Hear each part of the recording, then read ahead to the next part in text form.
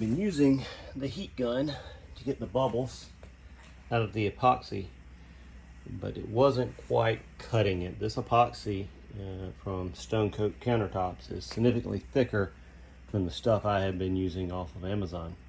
So I got out the torch and it knocks the bubbles out so fast. It's really amazing, but you have to be careful because you're working with styrofoam.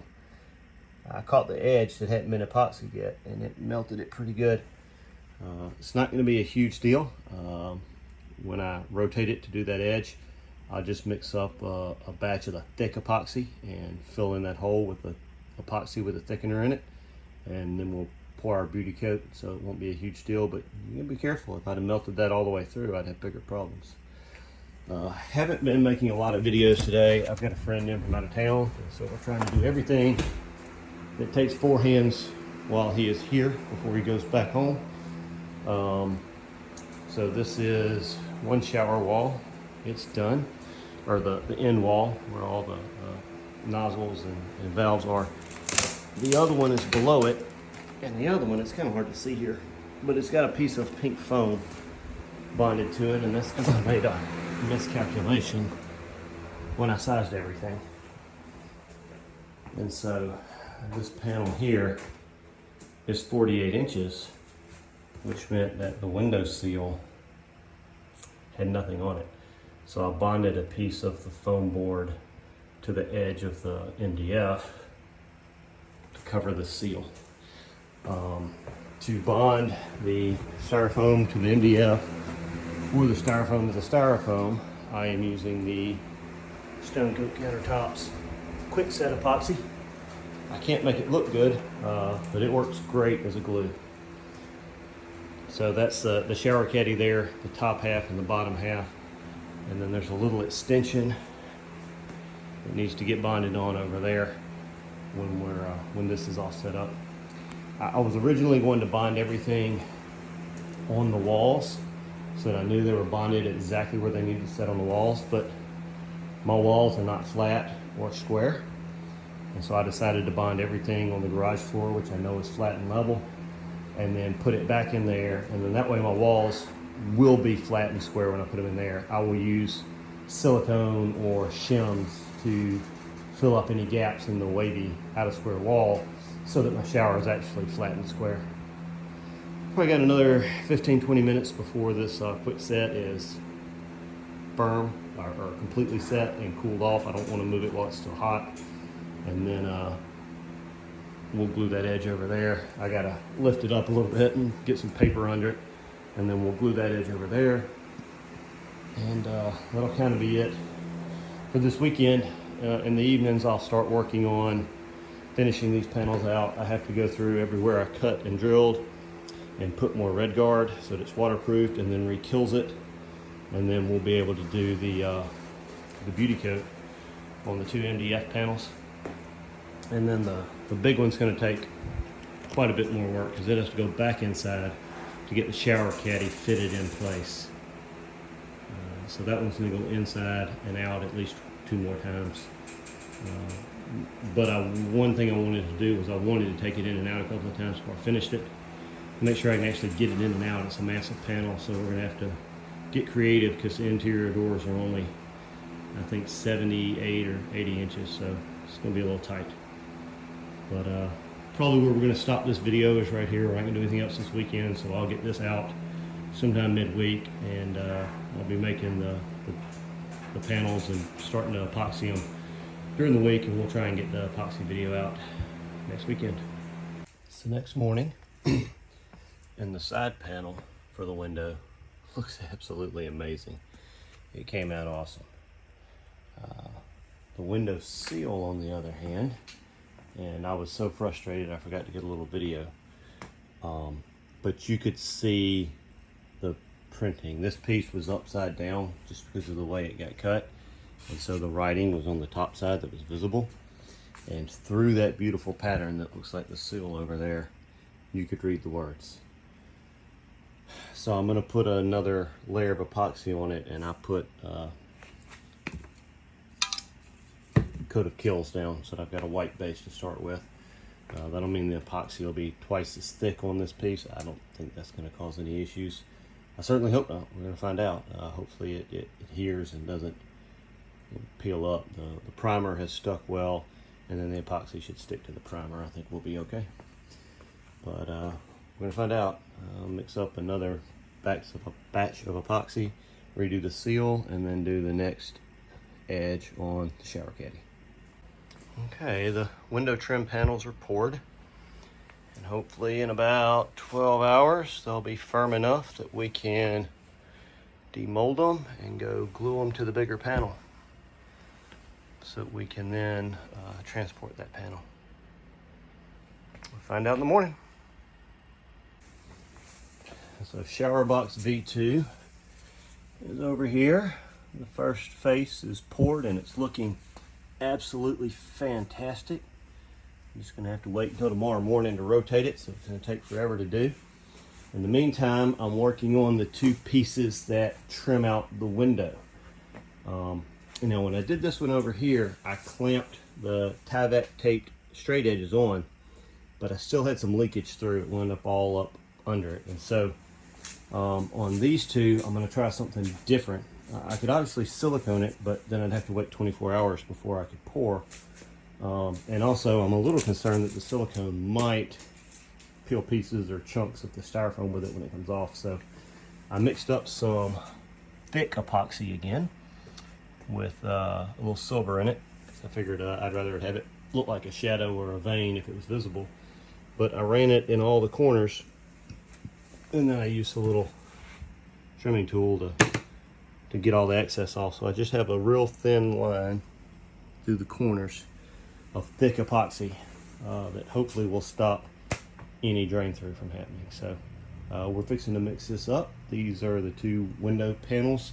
So we're going to do them white with some silver marbling and just maybe a tiny touch of copper in it. I'm doing something wrong. This did not go like planned. This quick set epoxy from Stone Coat Countertops that I've never used before, it cures so hot and so fast. This isn't even level. It didn't self-level. No matter how much heat gun I put on it, it still got all these bubbles and ripples in it. I did two sides and wound up with the same result on both sides. So I'm a little gun shy on the quick coat. I don't think I'll be able to get a hold of them on a Saturday to ask them some questions. So I'm starting over, and we're just gonna do it the slow way. It'll take 4 days, but I'll be able to make this caddy and I'll know it'll be right. And then, man, hopefully I can get a hold of those guys on Monday, see what I'm doing wrong. I'm getting ready to start the epoxy on the shower caddy. So what I have here is it's laid on its side because I want the bottom layer to be the epoxy I pour last. I'm going to pour epoxy on the side, and I've lined some aluminum angle iron with Tyvek tape so that it won't stick. We're just going to put a 1/16 inch of epoxy in there, let it cure. We're going to rotate it, and then we'll put a 1/16 inch on this face, which will then let that corner be sealed with epoxy from this side and this side, so that corner will be completely seamless. We'll rotate and do all four sides. Then when we glue the back on and lay it on its back and pour the epoxy, it will seal up the entire back edge. So the angle iron is just clamped on. I'm not using silicone. I don't think that'll be necessary for what I'm doing here. I'm gonna put a tiny bit of thickener in the epoxy so that it won't be quite as runny and get down in the gaps there, but it'll still self-level. So we're gonna mix up a little bit of epoxy. I'm gonna do a quick calculation. It won't be but a couple of ounces. And we're gonna take just a tiny bit out and do silver. The rest of it will be white. I'm not gonna put any veins in the shower caddy. I don't think that's really necessary. I'll probably put some on the back, but not on the wall. So we're gonna mix this up and pour it out and show you how it looks. All right, I masked off all the corners so that hopefully the edge that I'm gluing up doesn't stick to anything. We're using the Gorilla 5-minute epoxy. I tested it, it doesn't melt the foam. Sticks pretty well. Certainly sticks, you know, the foam well enough that we can work with it until we put the epoxy on here, which will permanently bond it. So we give that about 15 minutes to kick, and then I'm gonna sand everything smooth, and then we're gonna take the box out and start putting the epoxy finish on the box. All right, I have all 4 panels made. Got a lot more gaps than I would like to have, but it's not gonna be a problem. Once we glue it all in, the glue will take up some of the gap, and then we can put a little body filler or something in to fill up any gaps before we epoxy it. So I've got the bottom beveled, 2 sides sloped, top in. I've left it a little proud. And so what I'm about to do is I'm going to glue the 4 edge pieces together, and then I'm going to slide them back in after they dry, and I'm going to sand it till it's perfectly flush all the way around. And then we'll take it out and start to put epoxy on the edges. I got the 2 side pieces in. I did have to cut the first one twice because I forgot about the slope, so it was a 1/2 inch too short in the front. But I got the 2 side pieces in, and I'm fixing to cut the tops. This one, when it comes down on the slope, we'll have to bevel this edge. So I'm going to use the same trick with the jigsaw, where I'm going to line it up flush here and cut loose on the rotation and rotate it to the blade as flush, lock it, and make my cut. I got the upper panel in place and trimmed. The shower caddy in. Still got to trim the top, but for right now I'm focused on the shower caddy because of the way I'm going to do it to make it seamless. So the back panel is going to sit flush against the back, and then there will be the 4 walls that will come out even with the front of the outside wall. So I'm gaining the depth, an extra inch of the foam. But the bigger thing is that those edges that come out and are exposed will get epoxied when the wall gets epoxied. So this is a seamless caddy. So I got the back in. Now we're going to cut the 4 sides, and then we'll show you how we're going to epoxy that to make it seamless. I couldn't do it all one-handed, but got it set now where it's flush on the wall and flat on the caddy.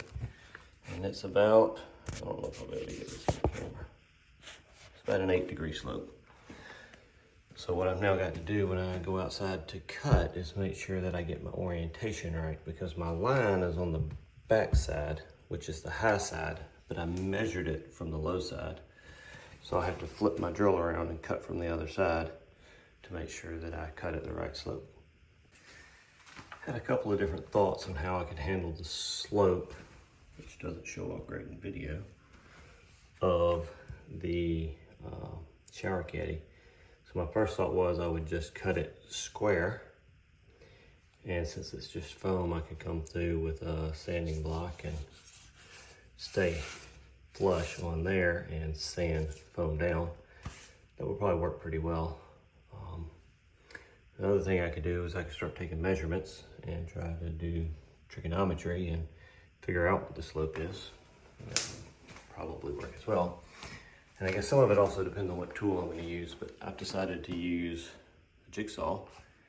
And this one has a beveling base, so I can set the angle to whatever I want it to be.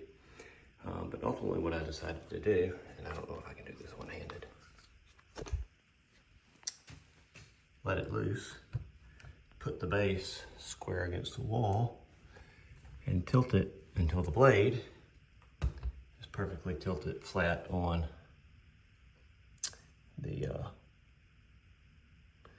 shower caddy, and then lock it in place, and that'll give me the exact angle that I need to be able to cut it. The plumber isn't done yet, but he's done enough